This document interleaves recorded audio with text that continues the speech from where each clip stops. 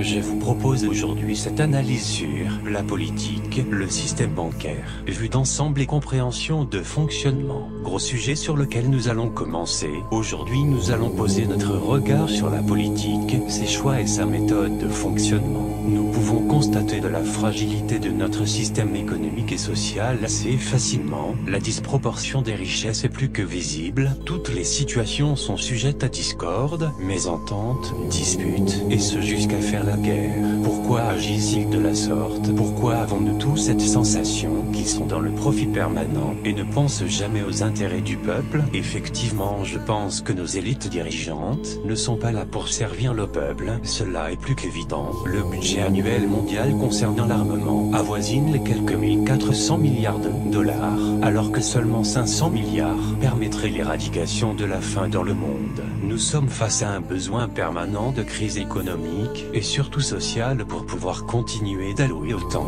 de milliards sans que le peuple ne se révolte, et cela grâce à la peur continuelle et permanente de perdre notre confort ou de ne plus pouvoir manger à notre faim. Derrière chaque gouvernement se cache un gouvernement obscur qui prend chaque décision dans le seul but de tenir le monde dans son état de façon à pouvoir engendrer encore plus chaque jour. Chaque élection est une mascarade. Tous ont suivi le même cursus et les mêmes grandes écoles. Aucun ne change lorsque le poste de chef suprême de l'État leur est accrédité. N'y voyons-nous pas là la preuve d'une supercherie? Depuis toujours nous entendons parler d'une élite pensante et dirigeante dans l'ombre. Mais qui sont-ils? D'où viennent-ils? Aujourd'hui, grâce à plusieurs chercheurs et à de nombreux témoins, nous pouvons avoir une vue plus couverte sur ce sujet en remontant aux origines et aux fondations de notre société telle que nous pouvons l'analyser historiquement depuis sa création. Pour comprendre notre fonctionnement, nous allons mettre en lumière que pour gouverner le monde, il faut détenir l'argent, et que pour cela il faut en avoir le contrôle, et en détenir la quasi-globalité. Qu'est-ce que l'argent? D'où vient-il? Comment est-il géré? À qui profite-il? Pour cela nous allons remonter à sa source, les banques et le système caché de contrôle des richesses, et la création de l'argent fictif. Pour cette analyse nous allons nous servir des études réalisées par de grands économistes et chercheurs en vérité. Je vais m'appuyer entre autres sur le travail remarquable de la Fondation Trive. Je tiens à les remercier pour le travail exemplaire qu'ils continuent chaque jour de mettre en valeur et en application. http://www.trivefondation.org.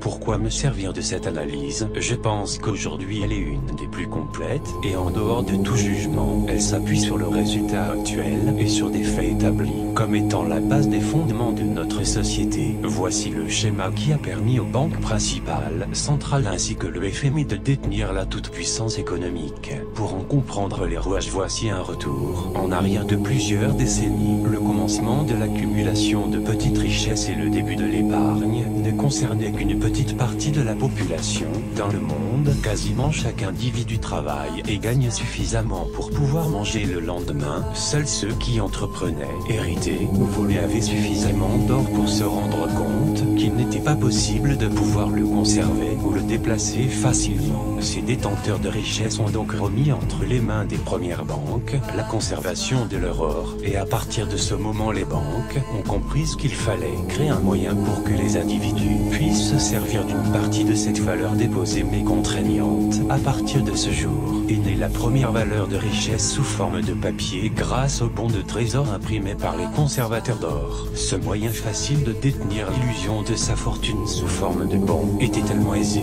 que chaque individu commença à adopter ce système sans sourciller. Dès lors le système de contrôle des richesses est mis en place. Les banquiers de l'époque, de bonnes têtes pensantes, se sont mis à réfléchir à savoir comment engendrer encore plus de richesses. De ce jour le crédit fit son apparition. Le détail de fabrication d'argent fictif au début des prêts est simple et surtout basé sur la confiance absolue que les dépositaires ont accordé aux garants de leur dépôt. Les banquiers ont compris que l'impression de valeur sur papier en rapport au montant déposé pouvait facilement être trompée, et les gens dupés sans que cela ne crée de problème ou que quiconque ne puisse s'en rendre compte. Grâce à l'impression d'argent fictif et surtout grâce au crédit, partons d'une valeur d'or équivalent à 1000 € détenue en coffre-fort. Cela représente la valeur réelle détenue par la banque. Un client vient et demande un emprunt de 10 000 €. La banque banque sans sourciller lui imprime une valeur sur papier qui ne correspond en rien à celle détenue en coffre, mais lui offre quand même la possibilité grâce à l'impression de bons supérieurs en valeur que celle détenue. Comment cela peut tenir dans le temps? Grâce aux intérêts. Chaque emprunt contracté obligera l'emprunteur à rembourser en premier le montant des intérêts, calculé en rapport à un taux fictif basé sur un calcul imaginaire. Seulement à échéance de l'épurement de cette somme, le remboursement du dit prêt commence et arrive une seconde accumulation d'argent pour la banque. N'oublions pas que ce prêt a été accordé sans qu'aucun contrôle de ce que possédait la banque prêteuse ait été vérifié. Ce système fonctionne à merveille et la quantité de valeur ne cessera jamais de s'accumuler. Pourquoi je parle de valeur? Tout simplement parce que la quantité d'heures détenues n'a jamais valu celle imprimée. Et de ce point-ci parle le système bancaire mondial. Plus il y aura d'individus voulant contracter des crédits pour entreprendre, plus de la main-d'œuvre travaillera dans le but de se faire payer en argent fictif, qu'il déposera pour rembourser ce qu'il a emprunté à sa banque pour se loger et se nourrir. La banque de son côté, dans ses registres, accumulera non seulement leur brut détenu, mais aussi les valeurs déposées imprimées. Ainsi la valeur totale va augmenter chaque jour, chaque minute, chaque fraction de seconde, puisque ce système va se répandre partout dans chaque ville et dans chaque pays en développement. Le monde entier est constitué d'un peuple travailleur, celui qui travaille pour gagner de l'argent dans le but de le dépenser. Pour pouvoir survivre, la médecine offre ses services de soins contre de l'argent. La politique va mettre en place les guerres pour pouvoir soi-disant défendre les intérêts du peuple. Grâce à l'argent accumulé et pris de force au peuple, les gouvernements vont prôner un développement pour répondre aux soi-disant besoins du peuple, qui lui-même va accorder sa confiance en faisant fonctionner ce système. L'industrie alimentaire va se développer jusqu'au paroxysme pour répondre à la demande croissante. Elle va aussi utiliser de l'argent pour produire plus pour que le peuple puisse survivre et consommer plus. Cela va engendrer d'énormes bénéfices qu'il déposera en banque également. Nous arrivons à un total de valeur fictive accumulée colossale, détenue seule au sein du système bancaire, ce qui occasionne la canalisation de la totalité des richesses du peuple, de la production alimentaire, des gouvernements et de la médecine, autrement dit un contrôle total mondial, suivi d'un contrôle complet et sans limite du fonctionnement de notre société.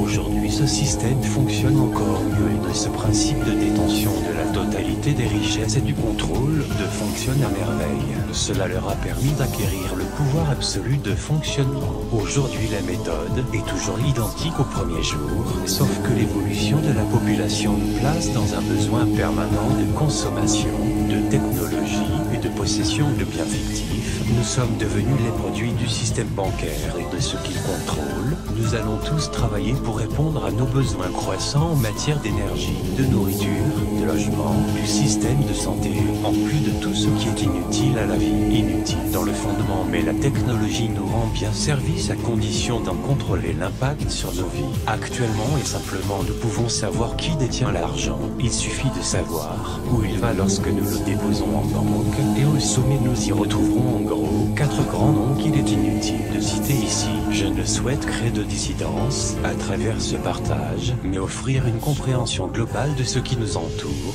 et cela de façon à pouvoir nous positionner dans notre société et y poser un regard sans jugement, dans le but de nous épanouir et renouer avec nos racines profondes d'hommes. Nous savons qu'ils détiennent la richesse mondiale, ce qui leur procure par conséquent un contrôle complet de la production, et cela leur offre le pouvoir, ce que je pensais être le but ultime, mais à force de chercher et de creuser cette question, pourquoi les choses ne changent-elles pas, il m'est apparu évident qu'ils veulent autre chose, plus que l'argent et le pouvoir, sinon le monde irait de mieux en mieux et l'effondrement que nous connaissons, celui-là même qui nous conduit tous à notre perte, serait renversé par un contre-courant protecteur.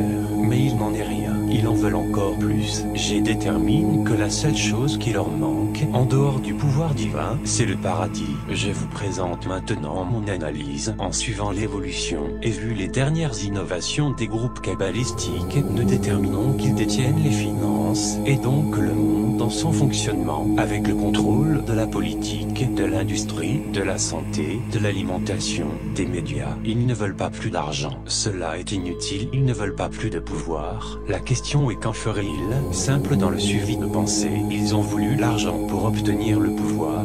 Aujourd'hui acquis, il ne manque qu'une seule chose, le paradis. Nous savons qu'une profonde motivation de régulation de la population mondiale se met en place, grâce au nouvel ordre mondial, qui n'est plus une simple petite partie d'un grand complot, mais un fait. Leur plan est constitué de médecines inefficaces et meurtrières, des maladies, virus, bactéries, produits et lâchés en masse. Ajoutons la faim dans le monde, la création d'une future génération complètement stérile, et une civilisation plus que contrôlée. De grandes guerres interminables sont créées pour éliminer un maximum d'individus sous couvert de la paix, alors qu'il n'y a que les civils innocents qui meurent. À travers plusieurs études, il a été arrêté que le chiffre établi maximal de ce qu'ils visent tourne autour des 1 milliard d'individus au maximum. Dans leur imagination d'obtention de ce résultat, il y aura de nouveau profusion, et plus jamais aucun problème concernant la détention de la totalité des richesses, du pouvoir, et ils pourront compter sur une population totalement asservie, et cela en permanence, tel un film de science-fiction. Alors et seulement à ce moment-là,